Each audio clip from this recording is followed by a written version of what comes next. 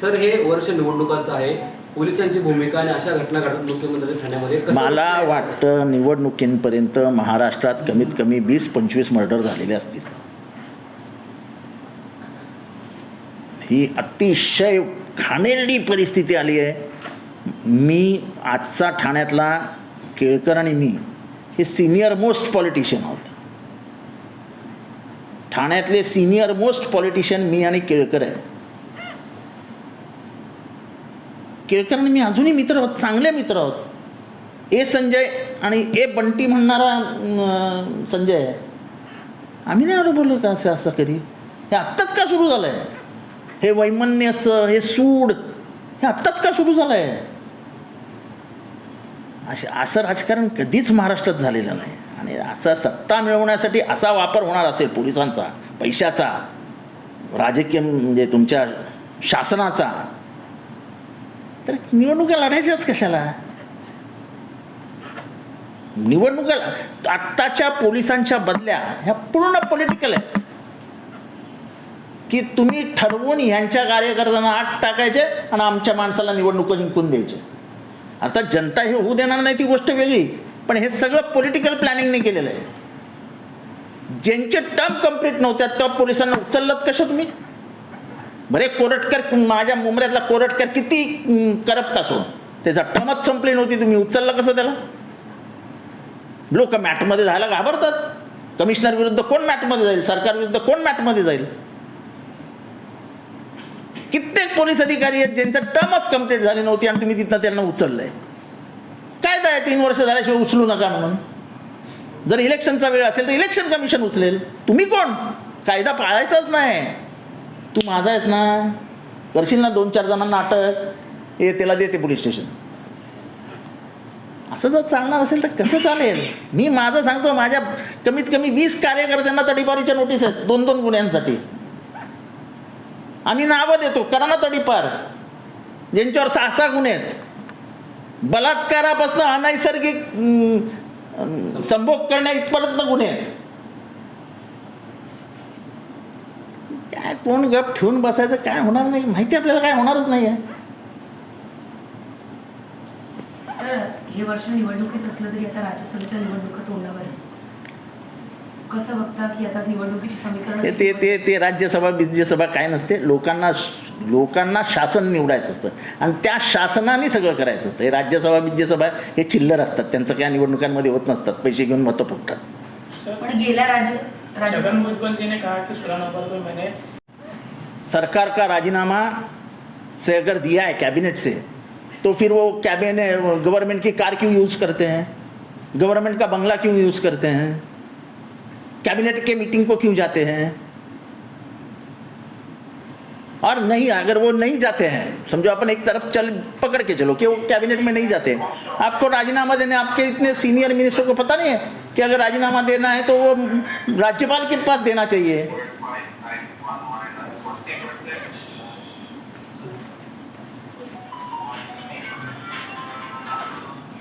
आपको पता नहीं है कि राज्यपाल के पास देना पड़ता है.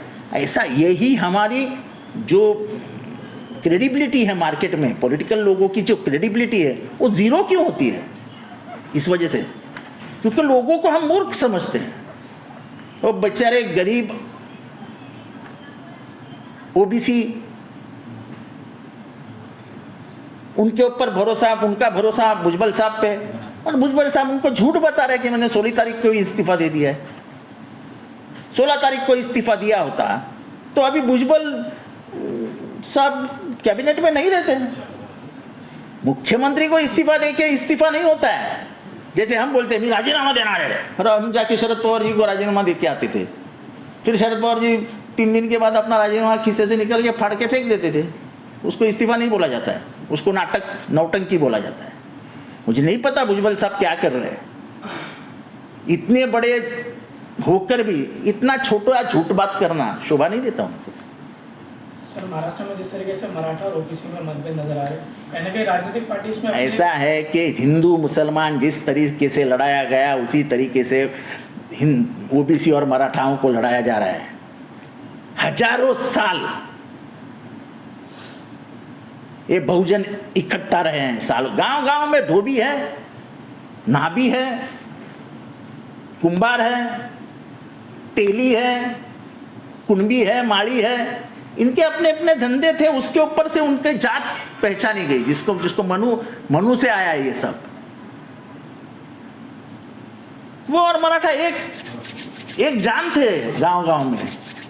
आज तुमने हिंदू मुसलमान जैसी दीवार खड़ी कर दी उनमें। कोई कुछ भी बताया, मैं सच बोलने वाला आदमी हूँ। गांव गांव में जाके पूछिए, सर्वे कीजिए, लोग डरे हुए हैं। जैसे ही मुसलमान एक निकल के एक कोने कोने में रहने लगे, वैसे हर गांव में जो कम संख्या में है वो गांव छोड़ देंगे अभी कि नको वो बातें थी बीते है। आपको क्या मिलता है इससे? सामाजिक अस्वस्थता पैदा करके आपको मिलता क्या है? उनकी खेती है उधर, उनका सालों से वो गांव रहा है, पीढ़ियों से वो वहां रहे हैं। अब वो गांव छोड़ देगा तो अच्छा लगेगा? इसकी सोच किसको भी नहीं। मैं पहले दिन से ये कह रहा था कि ये झंगार मत लगाओ, ये चिंगारी अगर लगेगी तो दूर तक जाएगी। ये जो झगड़ा लगाया गया है इस सरकार ने, सरकार तो जीत जाएगी समझो, तो जीत भी गई, फायदा क्या है?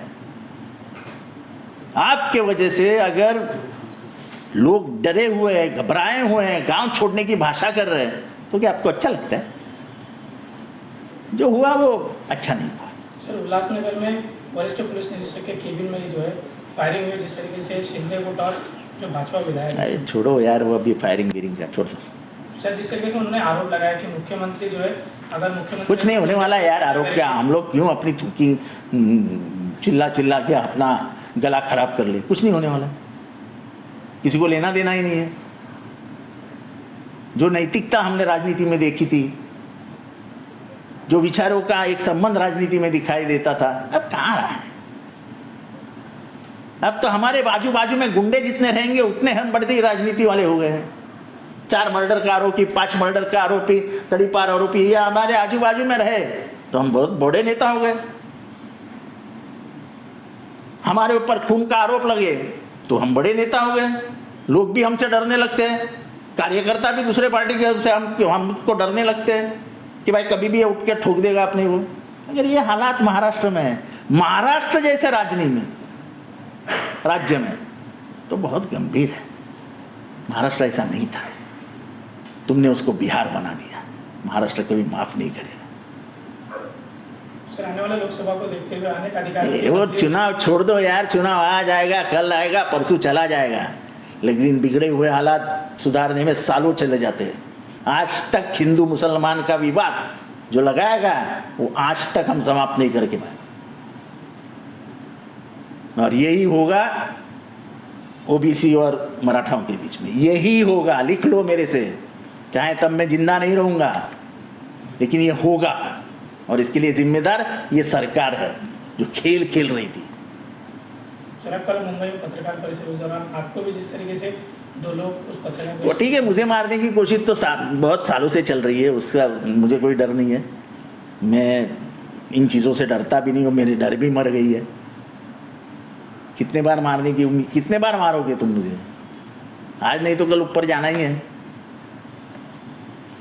तो डर के तो राजनीति करना ही नहीं है, सियासत करनी ही नहीं है।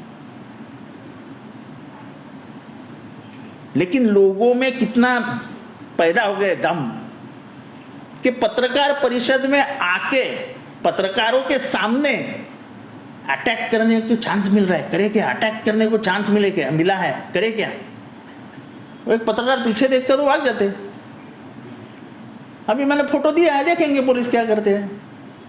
मैंने कंप्लेंट दी नहीं, क्योंकि मुझे पुलिस से कुछ आशा ही नहीं है। वो उल्टा मेरे ऊपर गुनाह डाल देंगे कि तुमने उसको बड़ी आग क्यों दिखाई।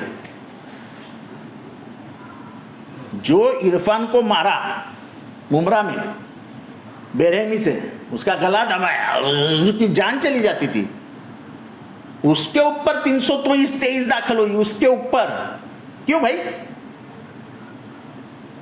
जिन्होंने मारा उनके ऊपर 307 लगनी चाहिए थी, उनके ऊपर कुछ नहीं हुआ, उनको अरेस्ट भी नहीं किया।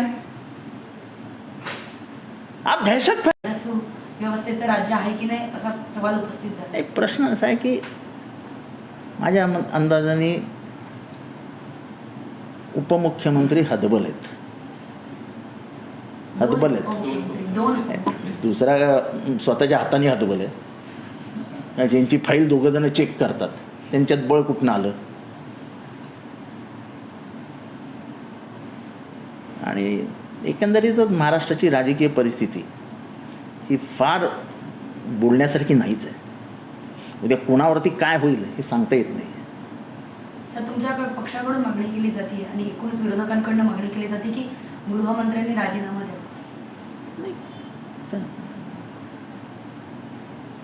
गृहमंत्र्यांनी राजीनामा द्यावा ही पॉलिटिकल मागणी ठीक आहे, पण गणपत गायकवाडनी जे आरोप केले आहेत त्याचं काय करायचं.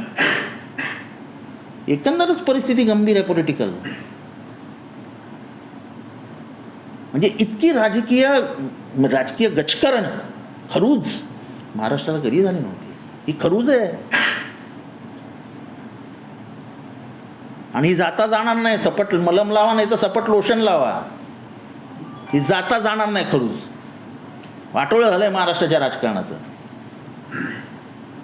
एक तर पैशाचा पाऊस पडतोय सगळीकडनं. म्हणजे राजकारण कसं करायचं.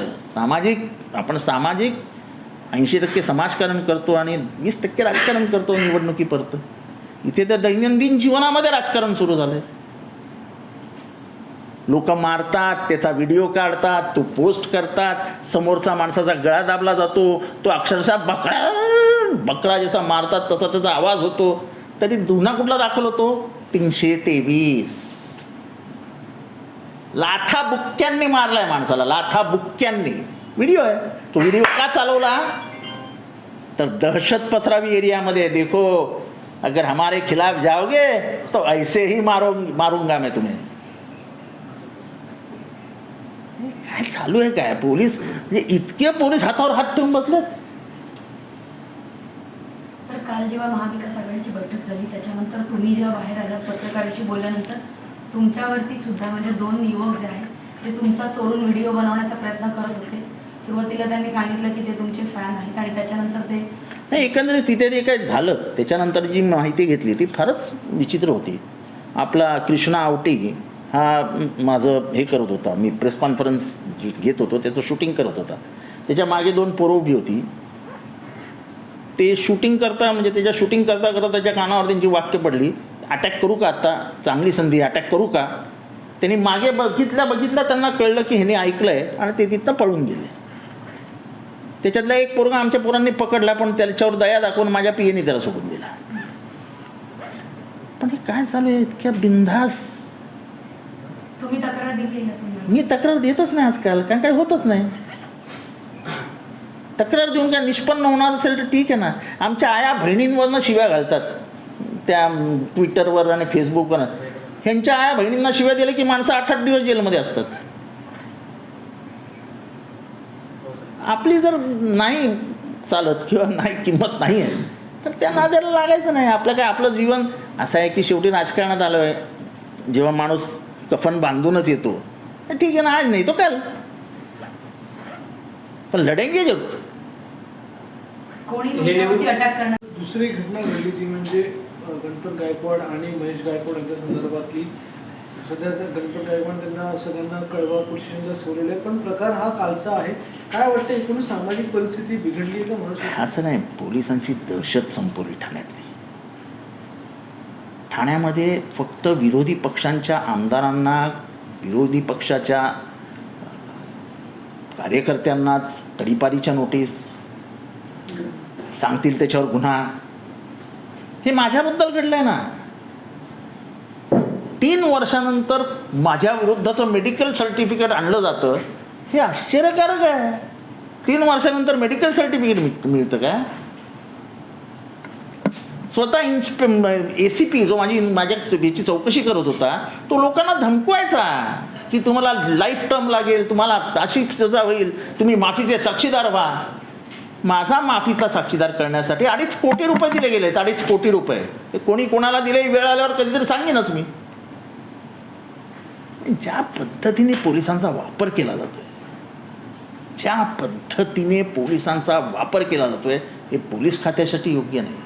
हे महाराष्ट्रासाठी योग्य नाही. महाराष्ट्रामध्ये एक राजकीय संस्कार होते, द्वेष होता, सूड होतं, पण इतका टोकाचा म्हणजे वैमनस्य, टोकाचा द्वेष हा महाराष्ट्राने कधीही पाहिलेला नाही. म्हणजे आम्ही तर, मी जेव्हा डिबेट करायचो 2002 ते 2014पर्यंत 13पर्यंत मी जायचो, देवेंद्र भाऊ म्हणजे देवेंद्रजींशी माझं वाद झाला आहे, मुंडे साहेबांशी माझे वाद झाले आहेत, माझे खडसे साहेबांशी वाद झालेत, असं एकही प्रवक्ता नाही ज्याशी माझे वाद नाही. पण बाहेर आल्यावर दोघं एकमेकांना हात मिळवायचो, चहा प्यायचो, तिंगलमस्करी करायचो. तुम्ही माणसाला इतकं चेपता की तो हतबल होतो, हतबल. आणि मग त्या फ्रस्ट्रेशनमधनं त्याच्या हातनं जे घडतं, खरं तर गणपतचं हे वागणं चुकीचं आहे, म्हणजे कोणीही त्याचं समर्थन करणार नाही. हे तर वाक्य अगदीच घाण आहे की मला पश्चाताप पण होत नाही. केलेल्या गुन्ह्याचा पश्चाताप होतो, माणुसकी असेल तर, मानवता असेल तर. पण म्हणजे तुम्ही विचार करा की माणसाला ते वैफल्यग्रस्त करतात पोलीस, ते कितपर्यंत जाऊन करतात. आणि कारण का मी स्वतः अनुभवला ना, तुम्ही माझ्यावर जेव्हा 354 टाकलीत, तुम्ही माझ्यावर जी ही खोटी ह्या इथे मारामारी झाली त्याची केस टाकलीत, तुम्ही मला 2 दिवस जेलमध्ये बसवलात, माझ्यावर खोटी ती माझ्या एक जुनी केस परत ओपन केली, त्याच्यात खोटे एव्हिडन्सेस तयार केले. आणि मी नाव घेतो, त्याचं नाव ACP काबदुले, जो माझ्याविरुद्ध सगळं करत होता, पोलिसांना धमकवत होता, पोलिसांना रडवत होता. आणि कोणाच्या सांगण्यावरनं करत होता. आणि मी अजून सांगतो, हे पण मोठ्या मनाने मी सांगतो की एकनाथ शिंदे हे अतिशय मनाने अतिशय चांगला माणूस आहे. मी त्यांच्याबरोबर आज जवळजवळ 25 वर्ष आहे, 25 नाही जास्तच. पण त्यांच्या आजूबाजूचे जे काही घोतावळ आहे ना, ते खतरनाक आहे. हा माणूस कोणाचंच वाईट करेल असं मला कधीही वाटत नाही. पण घेरलेच इतक्या लोकांनी आहेत की ते लोक वाटोळं करणार आहेत. काल गणपत गायकवाड यांनी देखील थेट आरोप केलेले आहेत की श्रीकांत शिंदे यांच्या वेगवेगळ्या ह्याच्यामुळे दबावामुळे मला असं करावं लागतं शेवटी, आणि एकनाथ शिंदे यांनी देखील त्यात लक्ष घातलं नाही, त्यामुळे या सगळ्या गोष्टी. नाही, आता ह्याच्यात मला बोलायचं नाही, हे फार फार आधीपासून हे शिजत होतं. हा जो म्हणजे वाफ आहे, ती वाफ अगदी त्या कुकरच्या टोकापर्यंत आली होती आणि ती फुटली. खरं तर समोरासमोर कोण असेल तर ज्येष्ठ राजकारण्यांचं काम असतं बोलून घ्यायचं, समजवायचं, अरे बाबांनो असं वागू नका, चला एक वार आहे, काय असेल तू तुझ्या पक्षाचं काम कर, तू तुझ्या पक्षाचं काम कर, चल दोघांनी आपापल्या पक्षाचं काम. लोकशाही म्हणजे काय, आय ॲग्री टू डिसॲग्री, माझं तुमचं पटत नाही, पण ठीक आहे ना, मला तुमचे विचार खोडून काढावे लागतील. मला गोळी हे उत्तर नाही, छळवणूक हे उत्तर नाही, पोलिसांचा वापर करणं उत्तर नाही. ठाण्यामध्ये निव्वळ पोलिसांचा वापर केला जातो, वापर. माझ्या मतदारसंघामध्ये माझ्याच कार्यकर्त्यांना तडीपारीच्या धडाधड नोटिसेस येत आहेत. का? कारण आम्हाला काय कारण कळत नाही की कसंही करून जितेंद्रला त्रास द्या आणि संपवा. मी लढणार आहे म्हणून ठीक आहे, आणि मी टेम्पर लूज करत नाही, मी ठीक आहे, मी एका सेकंदासाठी माझं टेम्पर लूज होतं, परत मी फटकन खाली आणतो. जेव्हा माझ्यावर 354 टाकली तेव्हा माझ्या मनाला किती वाईट वाटलं असेल. ज्या स्त्रीला मी सांगतोय की तुम्ही बाजूला व्हा, गर्दीत जाऊ नका, माझं टेप आहे, ती टेप असताना पोलिसांनी माझ्यावर 354 टाकली. आणि बेशरम पोलीस अधिकारी मला सांगतात, काय करणार साहेब, वरनं फोन आला ना. अरे वरनं फोन आला म्हणजे मी तर घाबरतो, कधी एखादी बाई जाऊन सांगायची बलात्कार केला, आणि बलात्कारची केस रजिस्टर्ड व्हायची आणि अटक पण व्हायची. अशी अवस्था पोलिसांची करणं हे दुर्दैवी आहे. पोलीस हतबल आहेत, असं नाही की पोलीस हे मनापासून कळत आहेत. पोलीस हतबल आहेत बिचारे, करणार काय. उद्या दुसऱ्या सेकंदाला बदली होते. बदली झाली की जो बदली करणार असतो तो व्हॉट्सअपवर स्टेटस टाकतो की मी या माणसाची बदली करून आणली. म्हणजे अख्ख्या ठाण्याला करतं, हा किती पॉवरफुल आहे. अरे हे काय चालू आहे हे तर बघा. बदलीचा स्टेटस ठेवला जातो आणि तुम्ही त्या माणसाची बदली केलेली असते, तुम्हाला कळत नाही काय चालू आहे. तो प्रामाणिक पोलीस अधिकारी फक्त प्रामाणिकपणाने चौकशी करत होता म्हणून तुम्ही त्याची बदली करून टाकलीत. सर, आज पण गणपत गायकवाड आणि इतर 2 आरोपींना ज्या कळवा पोलीस स्टेशनमध्ये आणलं होतं त्या भाजपचे आमदार निरंजन डावखरे जे आहेत ते कळवा पोलीस स्टेशनला पोहोचले होते. तासभर बंद दारात चर्चा केली. जाताना त्यांनी सांगितलं नाही की कोणत्या मॅटरसाठी जात आहेत, मात्र आल्यावर त्यांनी सांगितलं की माझ्या पर्सनल मॅटर म्हणजे LC मला त्याच्याबद्दल काही बोलायचं नाही. माझं काय घेणं देणं नाही. कोण कोणाला भेटायला जातं, कोण गेलं नाही गेलं, माझं काय करायचं ते. छगन भुजबळ यांनी थोड्या वेळापूर्वीच असं जाहीर केलं सभेमध्ये की मी 16 नोव्हेंबरला राजीनामा दिला आणि त्याच्यानंतर मी ओबीसीच्या सभेमध्ये निघालो, तेव्हापासून मी ओबीसीच्या सभा घेतल्या. काय वाटतं? तुम्ही राजीनामा दिला, कोणाकडे दिला? महाराष्ट्राच्या जनतेला मूर्ख बनवू नका भुजबळ साहेब. अशातच माणूस बसतो. राजीनामा हा कोणाकडेही द्यायचा नसतो. राजीनामा हा जाऊन राज्यपालांच्या हातात द्यायचा असतो. बाहेर येऊन पत्रकार परिषद द्यायची असते की ह्या कारणासाठी मी राजीनामा दिला. ते आम्ही जसं म्हणतो ना राजीनामा दिला आणि जाऊन पवारसाहेबांकडे राजीनामा देतो, त्याला काही अर्थ नसतो. हेच माझं म्हणणं आहे की अशा फसवाफसवीचे उद्योग करू नका. त्याच्यामध्ये राजकीय लोकांची क्रेडिबिलिटी कमी होत चालली आहे. कोण विश्वास ठेवणार आहे आपल्यावर? कालच आपल्या पाठीशी आम्ही उभे राहिलो जेव्हा आपल्यावरती अतिशय घृणास्पद शब्दात आक्रमण करण्यात आलं, तेव्हा आम्ही तुमची बाजू घेतली. पण आता तुम्ही हे कशाला खोटं बोलताय की मी 16 तारखेलाच राजीनामा दिला, त्याच्यानंतर तुम्ही कॅबिनेट मिटिंगला गेला नाहीत, त्याच्यानंतर तुम्ही सरकारी बंगला सोडला नाहीत, असं काही झालं का? उगाच लोकांना फसवता कशासाठी? लोकांना सगळं समजतं.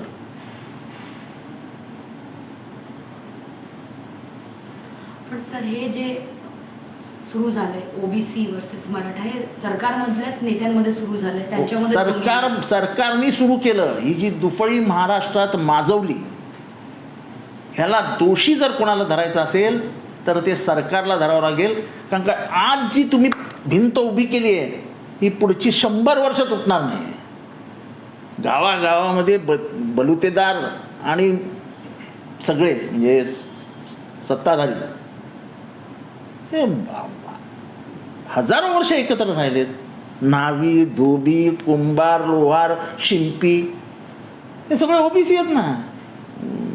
तुमचे कुणबी ते वेगवेगळ्या व्यवसायातनं ते निर्माण झालेत आणि ते ओबीसी आहेत, ते क्षुद्र आहेत. मला तर वाईट वाटतं हे इतर मागासवर्गीयांना कळतच नाही की त्यांना शूद्र म्हणून वागवलं जात होतं. आणि ह्या अशा क्षुद्रांना आरक्षण दिलं बाबासाहेबांनी, ते नाकारलं गेलं. मंडळ आयोगातनं ते आरक्षण आलं, पण मूळ संकल्पना ही बाबासाहेबांची होती. त्यांना उठवलं, तुमचं आरक्षण जाणार. मराठ्यांना लॉलीपॉप दिला, तुम्हाला आरक्षण देणार, आणि दोघांना एकमेकांविरुद्ध भिडवून टाकलं. मी ओबीसी आहे, मला वाईट वाटतं. मला वाईट वाटतं ज्या पद्धतीने भुजबळांनी हे प्रकरण हँडल केलं. त्यांच्यासारख्या परिपक्व नेत्याकडनं ही अपेक्षा नव्हती. आपण हिंदू मुसलमानांमध्ये भडलेली दरी बघतोय ना आज देशभरात. त्याचे परिणाम काय झाले? गावं सोडावी लागली. अजून काही वर्ष असंच राहिलं तर लोकांना गावं सोडावी लागतील. जिथे मेजॉरिटी एका समाजाची आहे त्याला त्या वेगळ्या समाजाला त्या गाव सोडावं लागेल. या समाजाची मेजॉरिटी असेल तिथं त्या समाजाला गाव सोडावं लागेल. फायदा कोणाचा आहे? महाराष्ट्रामध्ये इतकी अस्वस्थता, इतकी अस्थिरता, इतकी सामाजिक अस्वस्थता निर्माण करण्याचा अधिकार तुम्हाला कोणी दिला? तुम्ही काय करताय सगळं? जाऊ द्या, राजकारण गेलं खड्ड्यात. महाराष्ट्राचं हित कोणी बघणार आहे की नाही? पण भुजबळांनी राजीनामा देऊन ओबीसीसाठी लढावा की नाही? कारण बघा, माझा भुजबळ कोणी कोणासाठी लढत असेल त्याचा प्रामाणिकपणा दिसला पाहिजे. आज भुजबळांनी जे सांगितलं ते प्रामाणिक नाही आहेत. तुम्ही एक तर फोन बंद करा, मग माझ्याशी बोला, नाही तर बोलू नका. तुम्हाला काय वाटतं सर की भुजबळांनी राजीनामा दिला नाही आहे का? ते खोटं बोलतोय? भुजबळांनी राजीनामा दिला असेल तरी तो कोणाला दिला आहे मला माहीत नाही. त्यांना राजीनामाच द्यायचा असता. त्यांनी राज्यपालांकडे राजीनामा दिला असता आणि बाहेरून प्रेस कॉन्फरन्समध्ये सांगून टाकलं असतं की मी आत्ता राज्यपालांकडे जाऊन राजीनामा देऊन आलो आहे आणि माझी ही भूमिका आहे. 16 नोव्हेंबर, 16 जानेवारी, 16 फेब्रुवारी येईल आता. आता सगळीकडे बोंबाबोंब झाल्यावर तुम्ही सांगताय की मी राजीनामा दिलाय. हे लोकांना जरी खरं वाटत असेल तर आम्हाला माहिती आहे ना, आम्ही पण मंत्री राहिलो. मंत्री राहण्यापेक्षा आम्हाला पॉलिटिकल सायन्सचा अभ्यास आहे, सिविक्सचा अभ्यास आहे. सिविक्स जे 10वीत शिकवलं जातं ना, सिविक्स समाजशास्त्र म्हणून एक विषय असतो ना 10वीला 100 मार्काचा, त्याच्यात लिहिलेलं आहे की कुठल्याही कॅबिनेट मिनिस्टरला राजीनामा द्यायचा असेल तर तो त्यांनी राज्यपालांकडे जाऊन देऊ शकतात, मुख्यमंत्र्याकडे देण्याची गरज नाही. मुख्यमंत्री नाकारू शकतो, राज्यपाल नाकारू शकत नाही. आणि राजीनामा दिल्यानंतर पत्रकार परिषद घ्यायची, सगळंच संपलं. म्हणजे तुमच्यातला प्रामाणिकपणा दिसतो. तुम्ही सत्यासाठी लढतात आणि जिगरीने लढतात ते दिसतं. आज तुमचा खोटेपणा उघड झाला, तुमच्या तोंडानेच तुम्ही केला. हे सांगितलं नसतं बरं झालं असतं मी राजीनामा दिलाय म्हणून.